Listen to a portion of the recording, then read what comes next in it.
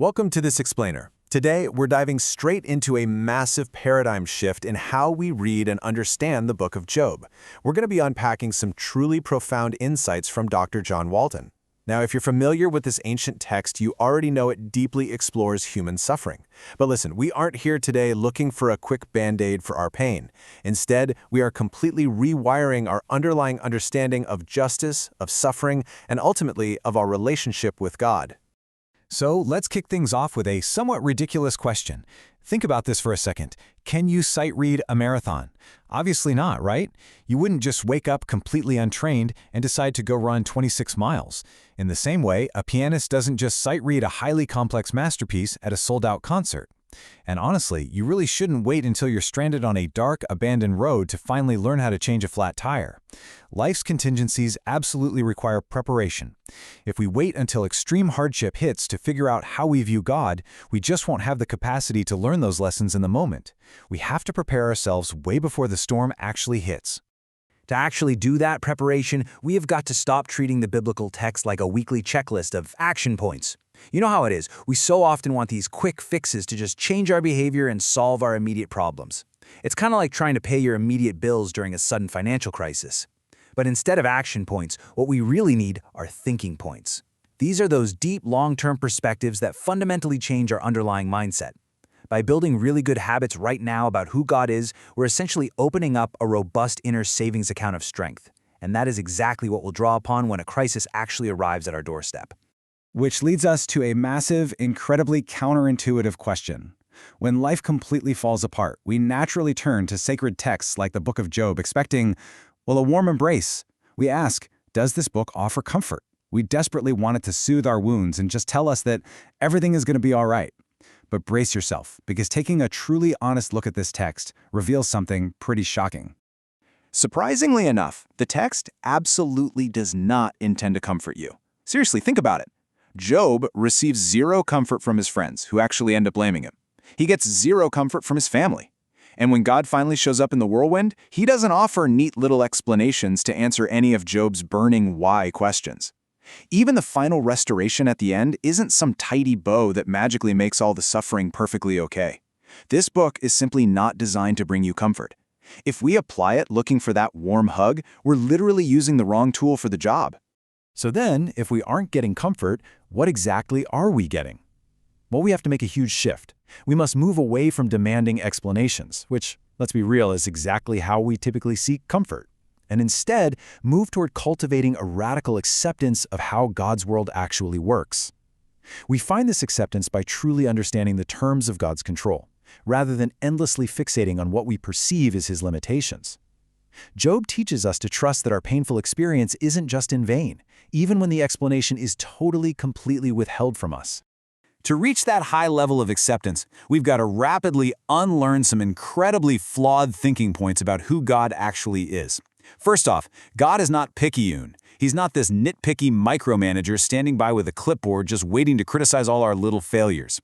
Second, he is definitely not accountable to our demands or our personal timelines. He doesn't owe us an explanation for how he runs things. And third, God is absolutely not an arbitrary chaos creature driven by mischievous or selfish instincts. He is perfectly consistent and he is perfectly good. So the absolutely crucial point here is that trying to manipulate God is always a bad idea. It's this massive trap we fall into when we suffer. We try to back him into a corner, right? We throw promises at him, promises we might honestly be misinterpreting in the first place. Or, just like Job did earlier in the text, we throw our vows of absolute innocence right in his face, trying to force his hand. We trick ourselves into thinking that if we can just coerce God to address our desires on our specific timeline, we'll finally get some relief. But any picture we create to manipulate God only diminishes him. A God who is simply at our beck and call is frankly no God at all. He needs to change us. We do not change him. We have to actually let God be God. Just think about how beautifully this connects to the Lord's Prayer. We pray, "Your kingdom come," which implicitly means not mine. We pray, "Your will be done," meaning not mine. We have earned nothing, and God owes us nothing. Now, while we are completely free to passionately pray for healing or changed circumstances, we also must acknowledge that sometimes God's answer looks very different than what we asked for. Sometimes we actually need his strength to live with our problems, rather than his immediate healing to just remove them entirely. And this brilliantly illustrates the core philosophical challenge of the entire book of Job, the concept of disinterested righteousness. The adversary basically bets God that Job only serves him because of the protective hedge and all the blessings he receives. So the ultimate penetrating question becomes this: would you serve God simply because he is worthy, entirely independent of any benefits, any prizes, or any blessings? If you lost all tangible evidence of blessing today, would you still be faithful? We aren't just on some theme park ride waiting to get a prize at the end. We are called to kingdom work right here, right now.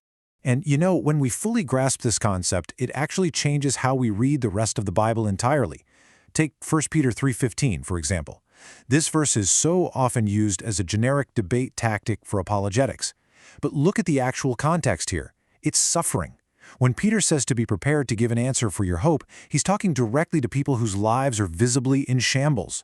The people around you see your suffering. They see you clearly aren't getting any benefits from your faith, and yet you respond with this incredible, unshakable hope. That is the exact moment when they ask you for the reason. To really highlight our limited human perspective in all of this, consider a wonderfully poignant thought from the novel The Shack. It compares our view of reality to peering at a grand, magnificent parade through a tiny, restrictive knothole in a fence. That knothole? It's framed by our own hurt, our own pain, and our own self-centeredness. Through that incredibly tiny hole, we try our hardest to make sense of the universe and judge God's actions. But we are looking through a microscopic lens, making it literally impossible to see the vast, interwoven reality of God's actual goodness. Because we are looking through that tiny knothole, we fall into a completely devastating trap, as God states in that exact same story. The real underlying flaw in your life is that you don't think I am good. When we are deep in pain, we look through our little knothole and falsely conclude that pain is the ultimate evil in the world, which inevitably makes God the ultimate betrayer.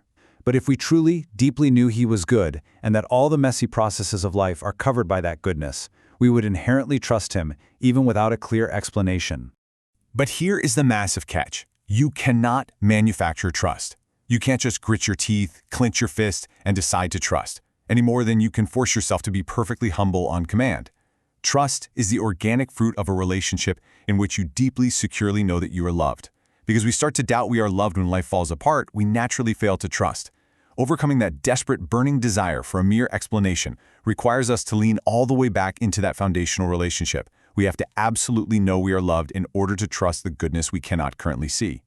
Let's move over to the Apostle Paul's famous doxology in Romans chapter 11 and see how this builds our final thinking point. Paul writes so beautifully about the rich depth of God's wisdom. He states incredibly plainly that God's judgments, His justice, are completely unsearchable, and His paths are just beyond tracing out. We cannot fully discern what He is doing. No one can be His counselor to sit down and offer Him a better way to run the universe. And ultimately, who has ever given to God that God should repay him? Literally no one. He owes us absolutely nothing. The profound bottom-line takeaway here is that we simply cannot out-God God. Because God's wisdom ultimately prevails, and we humanly cannot grasp the entire picture, I want to leave you with this final provocative thought to really summarize what we've learned from the book of Job. If there is no explanation coming for your suffering, and literally no guaranteed immediate prize for your faithfulness, will you still choose to trust? Building this specific thinking point right now, today, is truly the only way to be prepared for the marathon of life. Thank you so much for joining me on this explainer, and whatever you do, keep cultivating that deeper perspective.